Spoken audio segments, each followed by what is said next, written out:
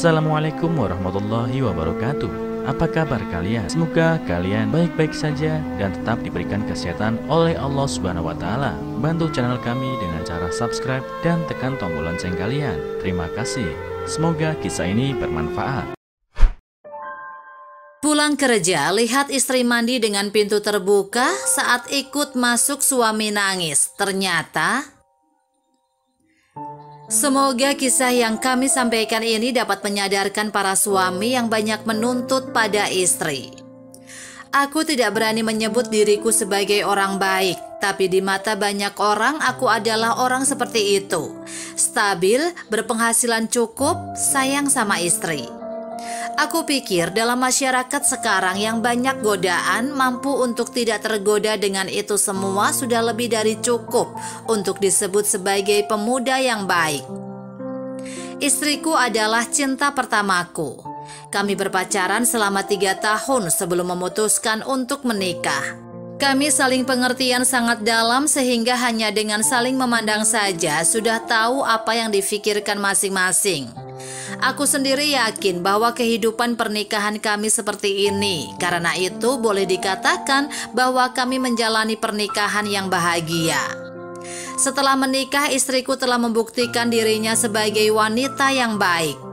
Dia hampir menghentikan semua kegemaran dan kebiasaannya, serta segala hobi demi memenuhi kewajiban dan tanggung jawab sebagai seorang istri. Sebelum berangkat kerja di pagi hari, aku hanya tinggal duduk, sementara sarapan, perlengkapan, dan baju kerja sudah disiapkan oleh istri. Saat pulang kerja, makan malam sudah siap di meja dan aku hanya tinggal makan saja.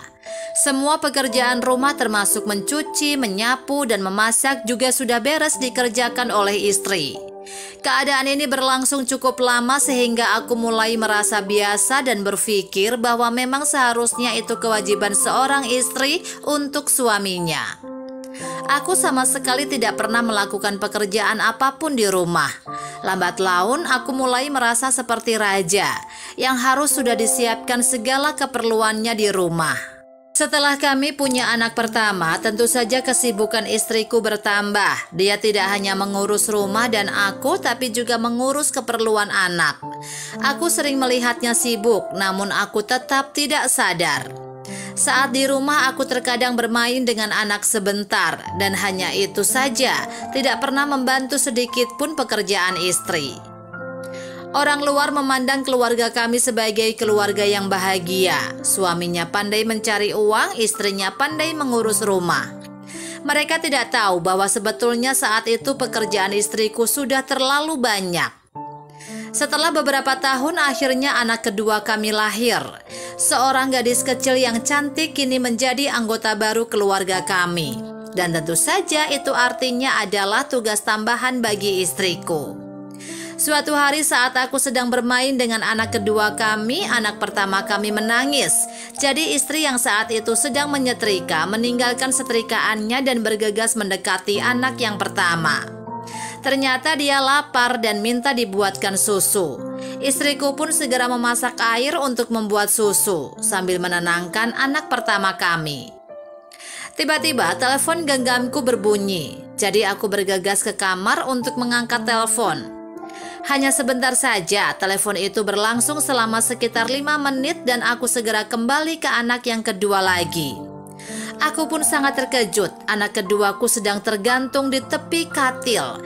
Ternyata saat aku meninggalkannya, rupanya dia berusaha turun sendiri dari ranjang. Aku melihat istri sedang membuat susu untuk anak pertama. Aku pun memanggilnya dan langsung memarahinya. Bagaimana kamu sebagai ibu, anak sendiri tidak diurus? Lihat, anakmu hampir jatuh dari ranjang. Istriku meminta maaf sambil menangis dan buru-buru menggendong anak kami dan terus meminta maaf karena lalai. Beberapa hari kemudian di kantor sedang diadakan rapat besar para direksi, jadi para karyawan diperbolehkan pulang lebih awal. Maka aku pun segera pulang. Setelah tiba di rumah, saya menyadari bahwa istriku sedang mandi. Dan yang membuat aku terkejut, dia mandi tanpa menutup pintu kamar mandi.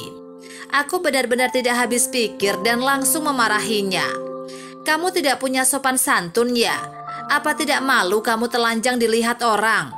Untung aku yang masuk ke rumah. Bagaimana jika orang lain yang masuk? Dia menjawab, sayang, mari ke sini. Masuk ke kamar mandi bersama saya. Awalnya saya agak ragu dan bertanya-tanya dalam hati. Tapi akhirnya aku masuk ke kamar mandi juga.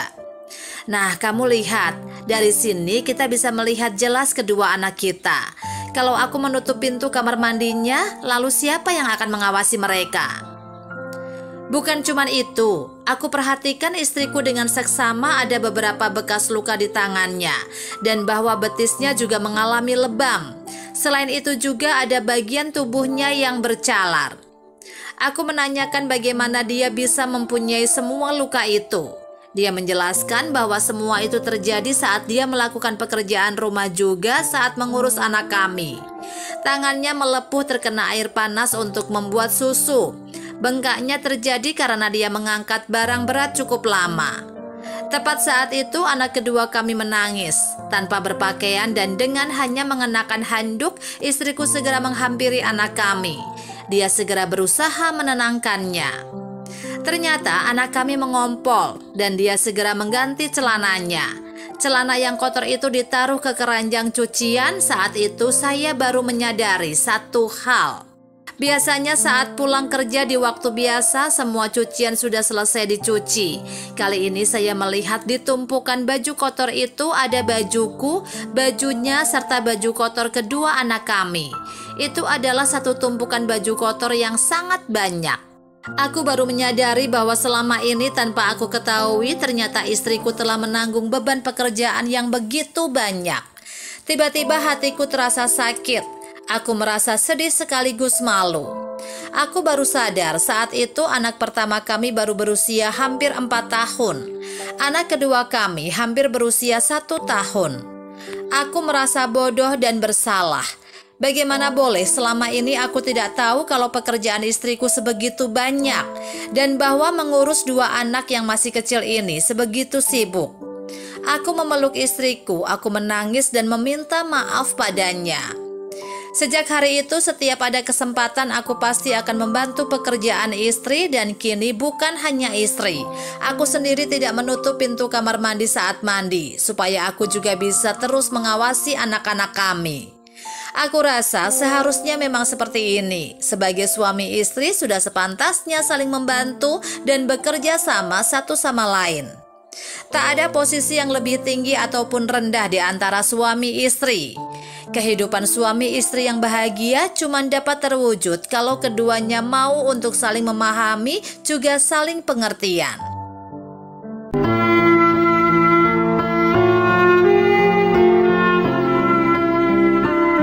Assalamualaikum warahmatullahi wabarakatuh. Apa kabar kalian? Semoga kalian baik-baik saja dan tetap diberikan kesehatan oleh Allah Subhanahu wa Ta'ala. Bantu channel kami dengan cara subscribe dan tekan tombol lonceng kalian. Terima kasih. Semoga kisah ini bermanfaat.